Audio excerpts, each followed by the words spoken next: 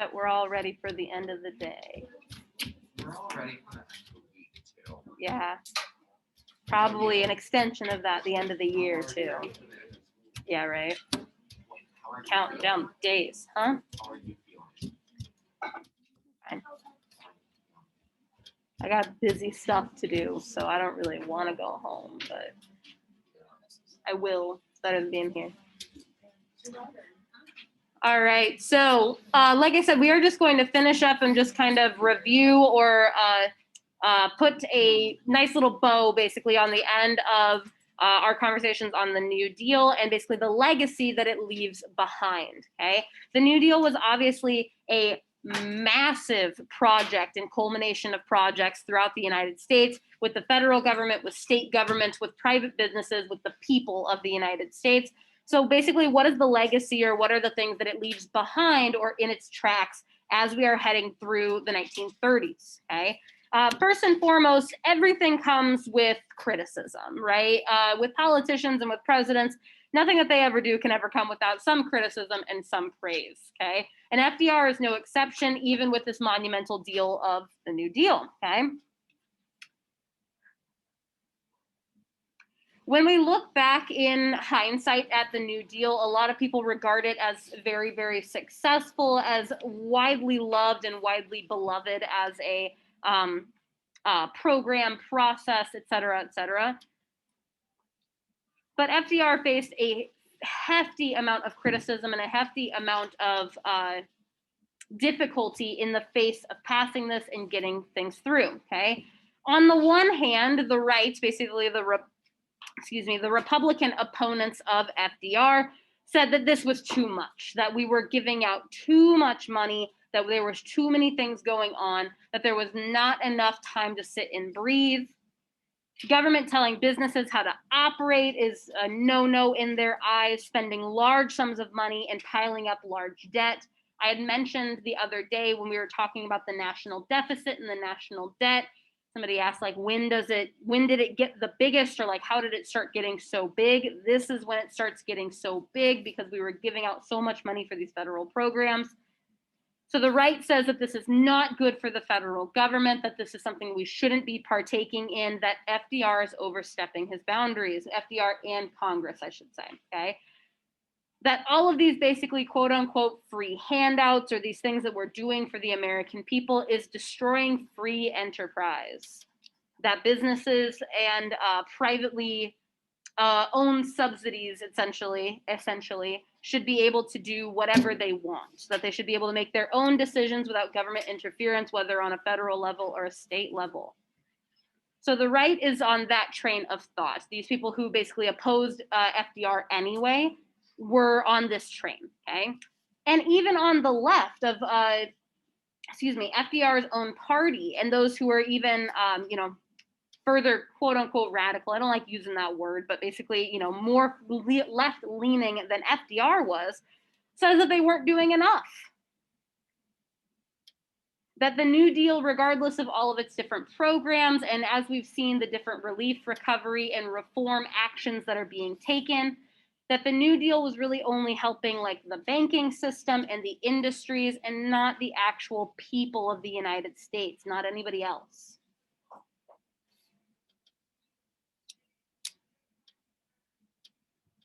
They basically looked at all of those different relief, reform, and recovery programs and said, yeah, you might be giving, paychecks through the WP, or not through the WPA, the FERA, through FERA, for people to have jobs from day to day, for them to get money in their pocket.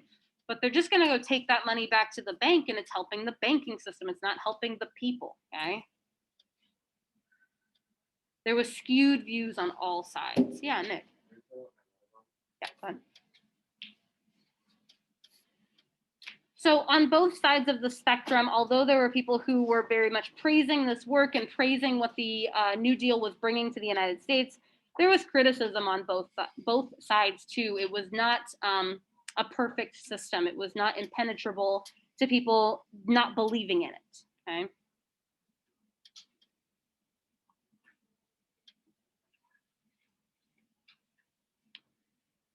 So on top of the fact that people were criticizing it from multiple angles and they were thinking, well, this is too much or not enough, there was also problems with the constitutionality of some of the things that were happening inside of the New Deal. We've got all of these new programs, our alphabet soup with agencies and cooperations all across the United States, kind of playing with federal money, giving different forms of what's what I'm looking for power, giving different power to different people across the United States.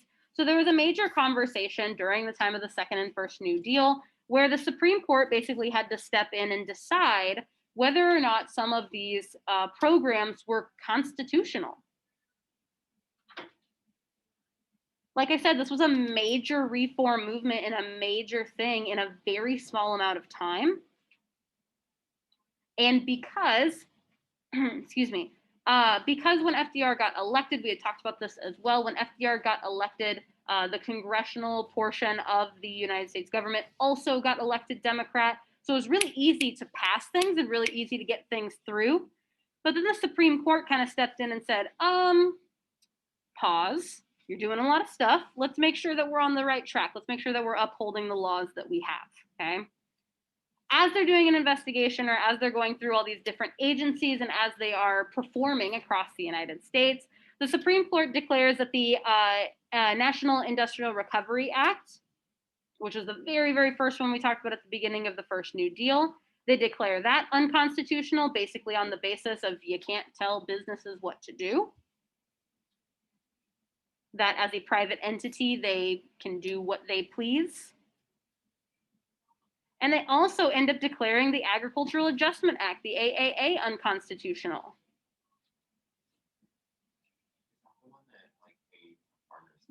Yes, yep. Again, it had to go along the lines of like, well, they're farmers, it's their stuff, it's their money, you can't tell them what to do with it.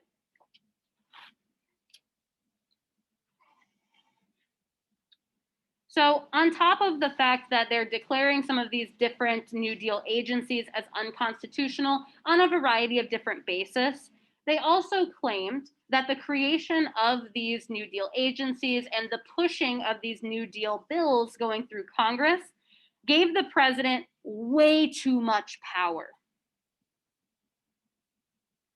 That some of these agencies, that FDR had sponsored and Congress had passed was giving FDR way too much power in realms that he should not be operating in. So they claimed that the president did not have the power to regulate those realms as well as the other ones he was being appointed. So in terms of like the National Recovery Act and the AAA, they basically said FDR does not have the power, the president does not have the power to make decisions on behalf of those industries and behalf of those realms. But he was doing it anyway, therefore it's unconstitutional. Okay. So we've got this nice little cartoon here, basically the Supreme Court acting as a barrier or the Supreme Court acting as a roadblock to this democratic, we know it's democratic because of the imagery of donkeys, FDR on his carriage, putting a roadblock basically on his full steam ahead path, sorry, I lost my train of thought, path to these different New Deals and to these different agencies. And as you can see on his cart, he says he has laws on business, laws on hours, wages, et cetera, et cetera. Mrs. Jane, Yes. that Supreme Court that was seated at that time, was that Republican appointees, do you suppose? Is that why they stopped this, or was this a pretty even mix? So the question was the Supreme Court like evenly mixed between Republicans and Democrats, or was it heavy on one side, not heavy on the other? Generally, or like, if we look at like the guidelines, the Supreme Court is not supposed to act on party lines if we're being, true to the Constitution, okay? However, there was a little bit right, it was more right leaning at the time, okay? But I'll show you in just a second, FDR has a plan for that. So like I said, this cartoon kind of perfectly describes that the US Constitution and the Supreme Court justices are blocking that road for FDR, basically putting a halt on any new agencies or any new things that he wanted to pass during this New Deal era, okay? So like I said, FDR's got a plan for this, right? So these Supreme Court justices are saying, halt, back it up. You gotta, chill for a second, all right? FDR says, well, I don't really want to. There's other things that I want to get done. You deeming XYZ unconstitutional is a minor inconvenience, but I've got all these other things that are going on. So if you continue to mess with it, it's not going to work, okay? So FDR, from a period basically in his second term as the second New Deal is coming through, decides that he would like some new Supreme Court justices, and not just new Supreme Court justices like from the existing pool. He'd like to add some more Supreme Court justices, okay? This is an act known as court packing. And this is the first major instance of this that we've seen in a very long time in American history, basically since the creation of the Supreme Court. So FDR's answer to them blocking his New Deal programs and his answer to basically getting more stuff through is to pack the court with Democrats or people who sided with his New Deal programs or with him. His original plan, what he had originally pitched to Congress, is that he wanted to add up to 6 new justices to the Supreme Court.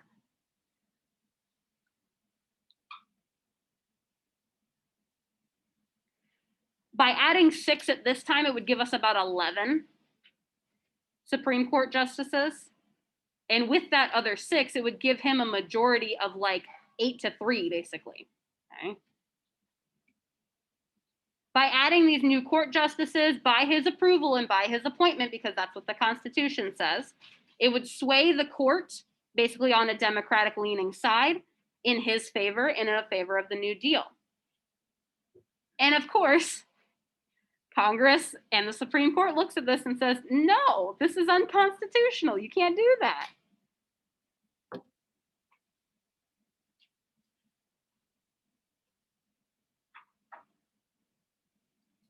It was basically like, we clearly see what you're doing. You're very clearly court packing. That's not how this is going to work. This is unconstitutional. You don't have that much power.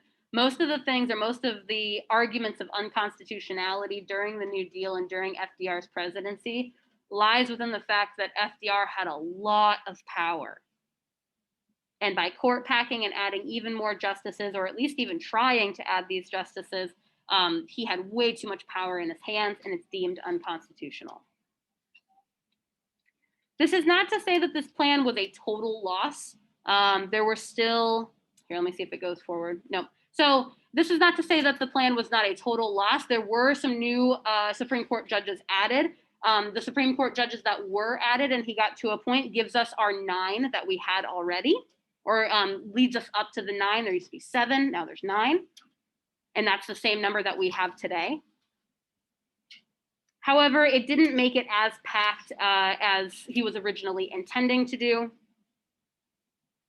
And it is deemed more constitutional, basically. But court packing is a giant, giant big deal when it comes to the power of the president. And it is very heavily frowned upon. So the fact that he even tried to pull this is kind of astonishing.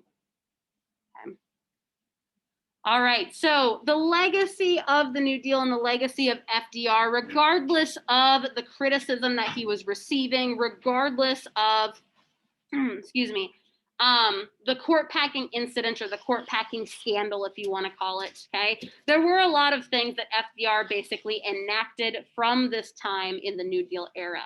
Number one, the government and the party, or not the parties of the government, but the agencies of the government basically switched from a laissez-faire, as we call it, sort of government, to a hands-on government. Basically, this whole New Deal era and coming out of the Great Depression flipped a switch on the US government system or the US federal government that said, hey, our people need help and we need to be there to provide that help, at least in some cases, right? They basically look at the causes of the Great Depression just as we have and say, hey, these things were very, very avoidable if we would have stepped in and made some changes first, okay? That paired with a lot of these New Deal agencies thriving for a very long time, even past the 1930s, into the 40s, 50s, and even up to today, it created this idea of what we call a welfare state. Now, when I say the word welfare, a lot of times people are like, welfare, like giving out handouts and stuff like that. That's not necessarily what welfare is. A welfare state is basically a country where a government assumes responsibility for children, poor, elderly, sick, disabled, unemployed, et cetera, et cetera. So in some way, shape, or form, the federal government claims responsibility and provides aid for those groups of people. We are in some way, shape, or form considered still a welfare state because we have things like Social Security that take responsibility for those people. We have education systems that take responsibility for children, that you have to be in a school system. You have the right to a fair and just education, or a fair and good education for your life, at least until you're 16. A lot of European states are more considered like traditional welfare states, but that's a big switch for the United States, okay? On top of that, a lot of these different New Deal agencies provided an insight of the preservation of the environment for the entire United States. So we've got people literally for 10 years planting forests and building parks and preserving national landmarks. So we have this mindset now that we should start preserving the environment and preserving the beauty of America. And then, of course, as we've been talking about over the last few slides, the executive branch, specifically FDR, but the legacy of the executive branch gains more power than it's ever had. There is a switch basically in the checks and balances of the federal government that the executive branch gains more power over a variety of different things because new agencies are introduced. Okay?